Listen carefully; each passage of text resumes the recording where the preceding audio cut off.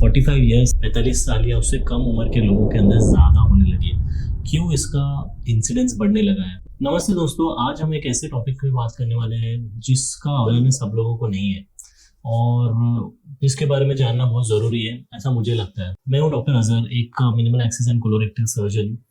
आज हम बात करने वाले हैं यंग लोगों के अंदर इन बढ़ते हुए कोलोरेक्टल कैंसर के इंसिडेंस के बारे में।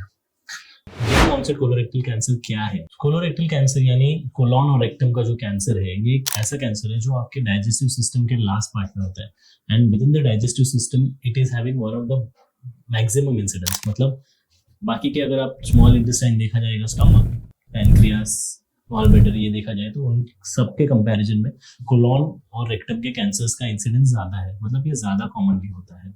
ये डिसीज ज्यादातर ओल्ड लोगों में पाई जाती थी, लेकिन पिछले 1-2 डेकेड से, मतलब 10 से 20 साल से इसका इंसिडेंस यंग लोगों में ज्यादा बढ़ने लगा है। तो सवाल उठ रहा है कि इसका रीजन क्या है?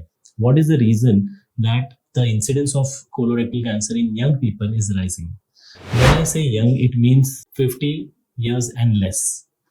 50 years और लेस की उम्र के लोगों के अंदर ये इंसिडेंस क्यों बढ़ रहा है? 2023 में एक स्टडी ने ये दिखाया था कि world wide colorectal cancer cases में 20-30% की बढ़ोतरी हो गई है और उन लोगों में 45 years से कम की उम्र वाले लोग भी काफी ज्यादा है। इवन इन इंडिया में काफी सारी स्टडीज और रिसर्च किया गया है जो इसी किस्म के ट्रेंड को मेल खाता है, जहां हर साल कोलोरेक्टल कैंसर के केसेस 10% तक बढ़ते हैं और खास करके यंगर पॉपुलेशन में ज्यादा बढ़ रहे हैं। इसका सोर्स है Indian journal of surgical oncology. तो ये बढ़ती हुई इंसिडेंस का मतलब क्या है? क्या हमारी लाइफस्टाइल, हमारा डाइट इसके लिए रिस्पॉन्सिबल है? चलिए इन टॉपिक्स पे हम बात करते हैं। सबसे पहले ये देखते हैं कि what are the symptoms which you can see in young people. मतलब यंग लोगों में ऐसा कौन सा सिम्टम्स है जिसको आपको इग्नोर नहीं करना चाहिए? यंग पीपल में कोलोरेक्टल कैंसर का डायग्नोसिस काफी लेट होता है, क्योंकि इंसान कभी कोई नहीं कि मुझे ऐसा की कोई चीज हो सकती है। कुछ कॉमन सिम्टम्स जो हमने यंग लोगों में देखा गया है वो है, फर्स्ट वाला है कॉन्स्टिपेशन। अगर आपको एक लंबे समय तक कॉन्स्टिपेशन है जो नॉर्मल मेडिसिन लेने के बाद भी ट्रीट नहीं हो रहा है, तो ये एक रेड फ्लैग साइन हो सकती है।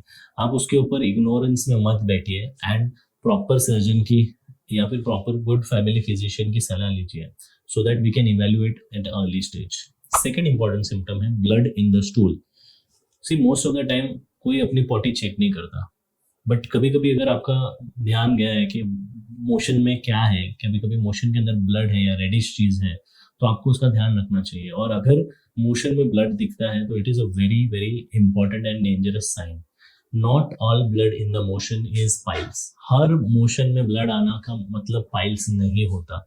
ये बहुत इंपॉर्टेंट है और ये बहुत इंपॉर्टेंट रेड फ्लैग साइन है। Third important thing is fatigue and weight loss. मतलब आपको कुछ करने का मन नहीं कर रहा है, बहुत ज्यादा वीकनेस जैसा लग रहा है, या फिर you are not interested in your work.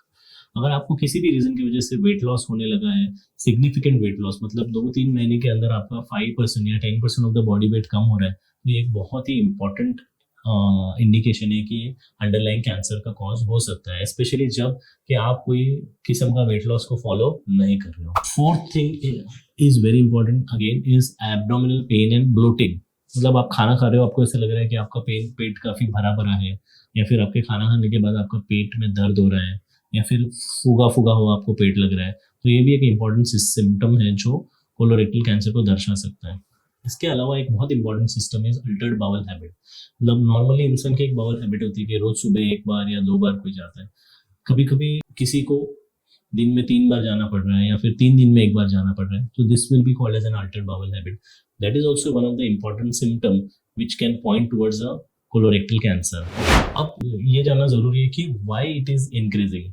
तो दोस्तों, इसका कोई पिन पॉइंट कारण हमें नहीं मिला है, क्योंकि कैंसर कॉजेशन में अगर आप थियरी ऑफ कैंसर कॉजेशन देखोगे तो उसके अंदर बहुत सारी चीजें आती है which includes diet, lifestyle and other factors, और which is like environmental factors.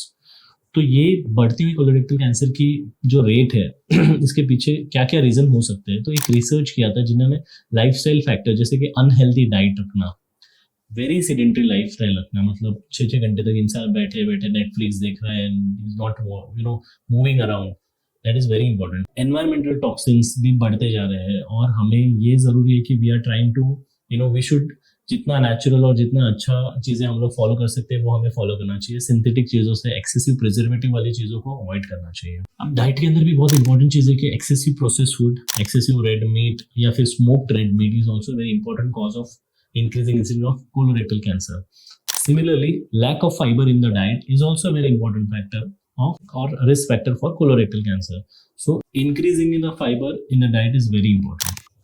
Third thing is obesity. आजकल हम लोग ये देख रहे हैं कि ओबेसिटी का भी रिस्क बढ़ रहा है and obesity causes metabolic derangement. Obesity basic level पे अंडरलाइन मैकेनिज्म की तरह काम करता है जो काफी सारे कैंसर्स के रिस्क बढ़ाता है। उसमें से one of the very common is colorectal cancers. Lack of exercises, again sedentary lifestyle या lack of exercises will also alter the health of your gut.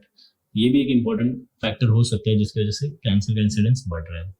ये सब फैक्टर्स मिलके यंग जनरेशन को काफी ज्यादा वल्नरेबल बना देते हैं।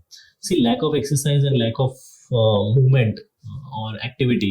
सी आज से 10-20 साल पहले आप सोचोगे तो for smaller things also you have to go move around, you have to go for shopping, you have to play और व्हाट्सएवर। बट आज के डेट में we have become a couch potato and most of the things are there on our finger tips which has made us very lazy. हम काफी lazy बन चुके हैं, हमने एक्टिविटी काफी कम हो चुकी है।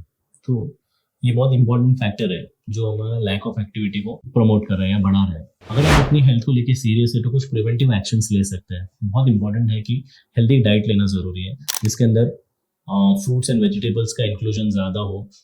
एक्सरसाइज रेगुलरली, सी आप कोशिश कीजिए कि एटलीस्ट 10,000 स्टेप्स आप कंप्लीट करें, फिर एटलीस्ट 30 मिनट्स ऑफ एक्सरसाइज आप करें। Zone 2 exercises are very important and very good, they promote health in all possible ways. So आप उसको करने की कोशिश कीजिए। स्क्रीनिंग टेस्ट, हमने द लास्ट वीडियो में मैंने आपको स्क्रीनिंग के बारे में बताया था। तो कोलोरेक्टल कैंसर्स के अर्ली स्क्रीनिंग हम बहुत ही सिंपल तरीके से स्टूल एग्जामिनेशन से कर सकते हैं और स्टूल एग्जामिनेशन अगर पॉजिटिव आता है तो कोलोनोस्कोपी कर सकते हैं। तो अगर आपके फैमिली हिस्ट्री है या फिर आपको ऐसे कोई सिम्टम्स है तो आप ये स्क्रीनिंग टेस्ट जरूर है जरूर करवाइए। फिर बहुत इंपॉर्टेंट मैसेज मुझे यहाँ पे देना है कि मेल्स के बॉडी में आयरन लॉस का कोई जरिया नहीं होता। अगर किसी भी मेल के अंदर हीमोग्लोबिन की कमी आती है तो हमें उसका स्टूल एग्जामिनेशन एंड कोलोनोस्कोपी करना बहुत इंपॉर्टेंट होता है to rule out any colorectal cancer की diseases. Early diagnosis is very important. अगर आपको भी सस्पिशियस सिम्टम्स है तो तुरंत अपने डॉक्टर से मिलिए या आपके सर्जन से मिलिए और उसकी सही एडवाइस को लीजिए और फॉलो कीजिए। तो चलिए एक बार हम ये रिकैप करते हैं। कोलोरेक्टल कैंसर यंग लोगों में अभी इंसिडेंस बढ़ता जा रहा है एंड हाँ बहुत इंपॉर्टेंट चीज़ है कि कोलोरेक्टल कैंसर जो यंग लोगों में होता है इट इज़ वेरी एग्रेसिव, तो उसको ट्रीट करना is difficult as compare to the older chaps. Symptoms को इग्नोर बिल्कुल मत कीजिए। बहुत बहुत बहुत ज़रूरी चीज़ है कि हमारे बॉडी के अंदर कोई चेंजेस आते हैं तो आप अपने सिम्टम्स को या आप उन चेंजेस को इग्नोर मत कीजिए। Don't sit on your symptoms, please consult a doctor. Constipation, blood in stool, fatigue, weight loss, ये बहुत इंपॉर्टेंट सिम्टम्स है जिनको इग्नोर बिल्कुल नहीं करना है। हेल्दी लाइफस्टाइल को अडॉप्ट करना बहुत ज़रूरी है और अगर आपको ऐसे सिम्टम्स आते हैं तो अर्ली डायग्नोसिस के लिए स्क्रीनिंग टेस्ट या फिर कोलोनोस्कोपिक इवैल्यूएशन करना बहुत ज़रूरी है। दोस्तों ये बहुत ही सीरियस इशू है। मैंने काफ़ी सारे पेशेंट्स देखे हैं जो 25 साल या 30 साल की उम्र में भी डायग्नोज हुआ है with colorectal cancer. So I am talking this from the from those parents और from those relatives who have lost their only son, their only friend, or lost a family member because of this early colorectal cancers. So इसलिए ये मेरा एक effort है कि मैं इस topic के बारे में भी आपको इन्फॉर्मेशन दूँ ताकि आपको ये पता चले कि ऐसी भी कोई चीज़ एग्जिस्ट करती है और ये आपको या आपके किसी ना किसी लव्ड वन को भी हो सकती है। अगर आपको ये वीडियो हेल्पफुल लगा है तो प्लीज़ इसे लाइक कीजिए, शेयर कीजिए, सब्सक्राइब कीजिए। ये मेरी तरफ से एक एफर्ट है और उन लोगों की बात है जो आप तक पहुंचाना चाह रहा हूँ जिन लोगों ने ये ड्रेडफुल डिसीज फेस किया है। मेरे काफ़ी सारे पेशेंट्स हैं those whom I have lost to the cancer and to the early young onset colorectal cancers. सो ये जो सिम्टम्स मैंने बताए हैं इन सिम्टम्स को अगर आप में या फिर आपके किसी रिलेटिव्स में, आपके फ्रेंड्स में अगर किसी को होते हैं तो प्लीज़ उसका जांच करा लीजिए और कमेंट में मुझे बताइए कि whether you like this video and you want to know more about this kind of videos. Thank you so much.